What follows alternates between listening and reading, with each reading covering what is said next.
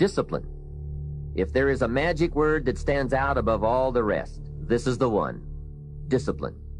Discipline is the bridge between thought and accomplishment, the bridge between inspiration and value achievement, the bridge between necessity and productivity.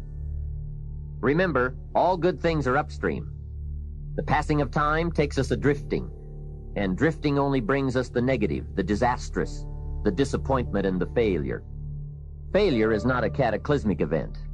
It is not generally the result of one major incident, but rather a long list of accumulated little failings. Failing in life is failing to think today, failing to act today, failing to care, to strive, to climb, to learn, to keep trying day by day.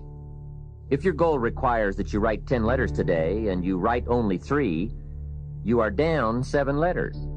If you want to make 5 calls and you only make 1, you are down 4 on calls.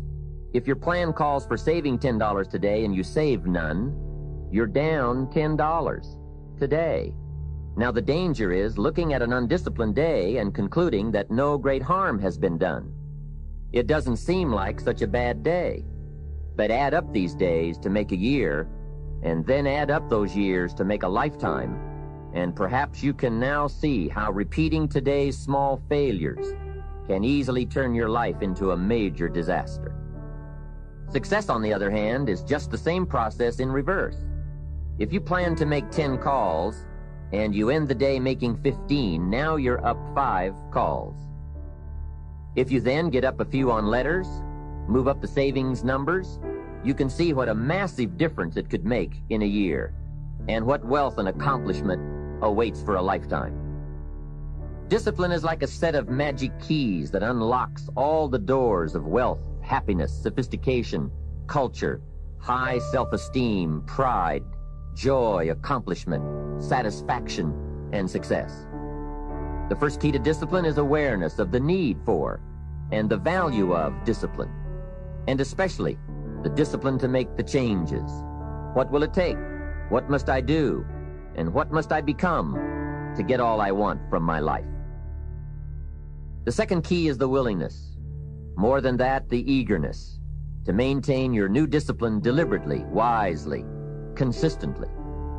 And the third key to discipline is the commitment to master the circumstances of your daily life, to see and harness the opportunities to make something of the sun and the rain, the good as well as what comes in the guise of misfortune. Discipline does many things, but most important of all is what it does for you. It makes you feel better about yourself. Even the smallest discipline can have an incredible effect on your attitude. And the good feeling you get, that surging feeling of self-worth that comes from starting a new discipline, is almost as good as the feeling that comes from the accomplishment of the discipline. Second, a new discipline immediately alters your life direction. You don't change destinations immediately. That is yet to come. But you can change direction immediately. And direction is very important. Third, discipline cooperates with nature. Everything strives. It is a common life function. How tall will a tree grow? As tall as it can. Everything strives to become all it can possibly be, and that striving to become is what discipline is all about. Disciplining ourselves to fulfill our natural potential to become all that we can be. And finally, discipline attracts opportunity. Opportunity is always looking for ambition and skill in action. Discipline taps the unlimited power of commitment. The human will in action, driven by inspiration, enticed by desire, tempered by reason, guided by intelligence, can bring you to that high and lofty place called the good life. So start the new process. You can begin a new habit no matter how small it is. Small isn't important. Whether or not you start and whether or not you continue are all that is important. So to have a prosperous life, start a prosperity plan. To become wealthy, start a wealth plan. Remember, you don't have to be wealthy to have a wealth plan. A person with no means can have a rich plan. If you are ill, start a health plan. If you don't have energy, start an energy plan. If you don't feel good, start a feel-good plan. If you're not smart, start a smart plan. If you can't, start a can plan. If you haven't, start a have plan. Anyone can. Even a bad person can start hearing good messages and reading good books. Recognize that the start of the better life, the happy life, the wealthy life, is today. This is exciting. Both the process and the result can begin today. Start the new journey today. If you think of a new idea, today is the day to begin the discipline of putting that idea into action. Set this day up as a long, busy, exciting start for your new life.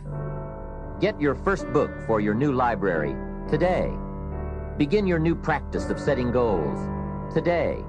Start clearing out a drawer of your new orderly desk today. Start eating an apple a day on your new health plan today. Put some money in your new investment for fortune account today. Start reading with intensity for your new wealth of mind plan today. Write a postponed letter today. Make a delayed telephone call today. Pick up your camera and take a picture of something to start your new treasury of photographs today. Get some momentum going on your new commitment to the better life. See how many activities you can pile on in this first day. Go all out. Break away from the negative downward pull of gravity. Start the thrusters going. Prove to yourself that waiting is over, hoping is past, and that faith and action have now taken charge. It's a new day, a new beginning for your new life. With discipline, you can't believe the list of positive moves you can make in the first day of your new beginning. The key to development is to be all that you can possibly be. I don't know what your talents are, I don't know what your skills are, but here's what I probably am right on. That you're behind on an accelerated effort toward your full development. I would suggest that. Now, for some of you, I know that's probably really not true. But even as I look at my own life, because, I'm tempted to procrastinate just like everybody else. I should have written 30 books by now. I've only written 4 or 5. I should have done a lot of things, but I haven't. I got distracted, and all of us, have these challenges. But what could I become? What could I become? I had one of my dearest friends. I've lost him. He died at age 53. One day, and he drank a little too much. David drank a little too much, but he did all kinds of things. He was a builder, and he was a dreamer, and he did a lot of things. But his drinking sort of kept him in a fog for like years and years. About 6 years ago, he was sitting at the yacht club, and he was in a fog, and suddenly it occurred to him, I wonder what I could have accomplished all these years if I hadn't have been in this sort of foggy state. And he said that did it. And the last 6 years before he died, he was free. And he accomplished some incredible things that last 6 years. Being all that you can be, and not let habits drag you down. Not let things, sidetrack you from the full development of what you have the capable of being. What all could your heart encompass if you really had the chance and you really had the disciplines and really got to it? What could you really become? What could you earn? How healthy could you really be? How many books could you write? How many poems could you write? So here's what I would ask of you. If you feel that you're a little bit stalled, wherever you are in your progress, I'm asking you to correct that. I'm asking you to see if you can possibly be on a more accelerated track toward your possibilities and your full development. Here's what life is all about. To become all that we can possibly be. The full development of all of your potential, that's number one. Number two is the wise use of all of your resources. That's what life is all about.